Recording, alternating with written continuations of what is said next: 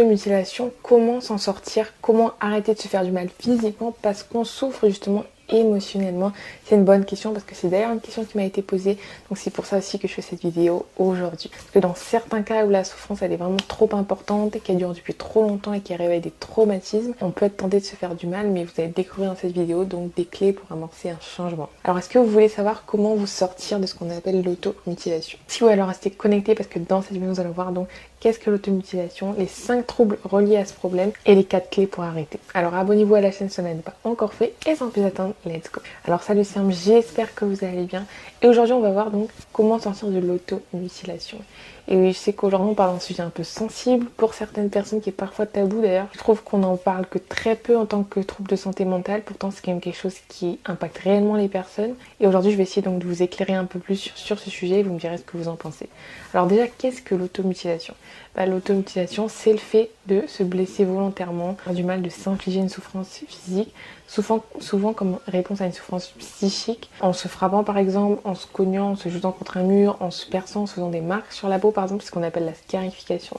C'est une pratique qui survient souvent chez les jeunes, mais elle n'est pas réservée qu'à ces personnes-là, parce que ça peut arriver à tout âge. Mais en tout cas, fréquemment, c'est souvent les personnes qui ont subi des événements traumatisants dans leur enfance qui ont plus de chances de se faire du mal comme ça. Événements comme des agressions physiques ou agressions sexuelles, notamment dans l'enfance. Et c'est ce genre d'événement traumatique qui peut parfois conduire à une souffrance qui est importante pendant de nombreuses années et qui peut se retranscrire en le fait de se faire du mal. Donc l'automutilation, c'est pas donc une pratique isolée, c'est souvent donc relié aussi à d'autres troubles de santé mentale. On peut s'automutiler par exemple parce qu'on souffre de dépression, parce que si on a l'impression qu'on n'a plus d'espoir, on peut être déprimé constamment et ne plus trouver goût à la vie. Et en réponse à avoir ce type de comportement, ça peut être aussi relié à l'anxiété généralisée, parce que justement, comme vous savez peut-être ou non, l'anxiété généralisée, c'est un trouble anxieux qui est très difficile à soigner. On ressent une anxiété importante constamment au quotidien, sans arrêt, sans aucune raison, donc c'est très difficile. Ça peut conduire aussi à la dépression. Ça peut être aussi lié au stress post-traumatique, parce que comme je vous l'ai dit, c'est plus fréquemment les personnes qui ont souffert de traumatisme dans l'enfance qui adoptent ce type de comportement blessant pour soi. Et c'est aussi lié au trouble de la personnalité limite, qui pousse donc nos actions plus dans les extrêmes, et aussi aux troubles du comportement alimentaire qui sont souvent reliés à l'image qu'on a de soi, qui peut faire qu'on se déteste au point de se faire du mal. Donc il y a beaucoup de troubles comme ça et ça peut aussi relier à tout ça. Maintenant qu'on a compris un peu tout ça et que c'est un peu plus clair, je vais vous donner donc les 4 clés pour essayer d'arrêter de vous faire du mal. On y va. Première clé pour sortir de l'automutilation, c'est déjà d'admettre que l'on souffre. Je sais que ça peut paraître un peu bateau, pourtant je peux vous garantir que c'est vraiment la première étape pour toute guérison. Pas seulement pour ça, mais aussi si vous souffrez d'anxiété, de dépression ou de toute autre difficulté. Le premier pas, c'est toujours d'admettre que oui, on est en difficulté, oui, la situation nous échappe, on a besoin d'aide et il n'y a absolument rien de mal à ça. Si vous faites du mal, c'est qu'il y a un problème, c'est que vous souffrez réellement depuis longtemps et que vous n'avez pas trouvé d'autres solutions pour pallier à cette souffrance que ça. Donc il faut agir. Pour moi-même aussi, c'était pas facile quand j'avais de l'anxiété tous les jours. Donc c'était vraiment élevé, j'ai eu du mal à reconnaître que j'étais vraiment en difficulté jusqu'à ce que mon trouble en fait soit réellement sévère et c'était pas facile pour moi aussi. Donc on peut penser que c'est dire qu'on est faible, mais non, parce que si on veut avancer et s'améliorer, il faut reconnaître que peut-être ça va pas bien aujourd'hui, mais justement ça ira mieux demain. Deuxième clé pour sortir de l'automutilation, c'est de trouver quelqu'un de confiance à qui parler. Et bien après avoir admis que vous souffrez, il faut encore parler de votre problème à quelqu'un en qui vous avez confiance. C'est pas l'étape la plus facile, ce genre de problème il est un peu tabou, on en parle très peu. Et puis on peut avoir peur que les gens ne comprennent pas, mais justement, le but c'est de trouver quelqu'un à qui parler qui est bienveillant, qui ne vous jugera pas, qui vous écoutera. Ça peut être un parent, un autre membre de votre famille, un frère ou une sœur, j'en sais rien, ou juste un ou une amie en laquelle vous avez confiance. Et c'est pas facile, ça demande souvent du courage.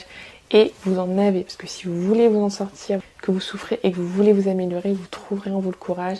Peut-être que ça vous demandera un peu de temps, c'est pas grave. Lancez-vous, donnez-vous du temps encore une fois. Comme ça, vous amorcerez déjà votre guérison. Troisième clé pour sortir de l'automutilation, c'est de chercher une aide extérieure à vos proches également. Le soutien de vos proches sera nécessaire, oui, mais il ne sera pas suffisant pour sortir de cette difficulté. Parce que se faire du mal, ça peut parfois même devenir addictif, c'est-à-dire qu'on peut avoir du mal à arrêter. Et ça peut aussi devenir une habitude, donc un comportement néfaste qui se répète. Donc pour soigner ça, il faut des professionnels, il faut chercher une aide extérieure. Il faut chercher une aide extérieure, ne pas chercher à tout régler ça par soi-même parce que ça ne fonctionnera pas, du moins pas au début.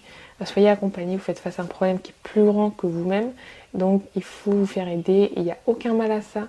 En plus, ça pourra que vous aider à vous comprendre aussi. Donc c'est vraiment ce que je peux vous recommander, d'aller voir un ou une psychologue. Quatrième clé pour sortir de l'automutilation, c'est aussi de chercher activement des solutions aux difficultés que vous vivez. Et l'un des éléments pouvant conduire à se faire du mal et essayer de se blesser, c'est justement de se dire je souffre et il n'y a aucune solution pour diminuer cette souffrance autre que se faire du mal. Et c'est faux parce qu'il y a toujours un moyen d'améliorer sa situation, il y a toujours un espoir et il faut chercher ces moyens-là. Si vous souffrez parce qu'il y a le souvenir d'un moment traumatisant qui vous revient souvent en tête, par exemple, vous pouvez faire de l'hypnose, écrire, commencer une thérapie, j'en sais rien. Le but c'est de chercher des solutions aux difficultés que vous vivez et peut-être que vous devez plus prendre soin de vous, faire une pause, il y a toujours quelque chose à faire et ça c'est extrêmement important. Donc brainstormer, trouver des solutions bénéfiques pour vous et si vous n'en trouvez pas, discutez-en avec un thérapeute ou une psychologue. Donc c'est ça pour les 4 clés pour vous aider. Donc voilà du coup pour cette vidéo pour aujourd'hui, j'espère que ça vous aura aidé. Si vous n'hésitez pas à mettre un like à la vidéo et à vous abonner à la chaîne si vous n'avez pas encore fait. Laissez aussi un commentaire pour dire ce que vous avez pensé de la vidéo. Est-ce que vous avez mieux compris ce trouble et comment est-ce que vous comptez vous en sortir? Dites-moi tout ça en commentaire, ça m'intéresserait de savoir.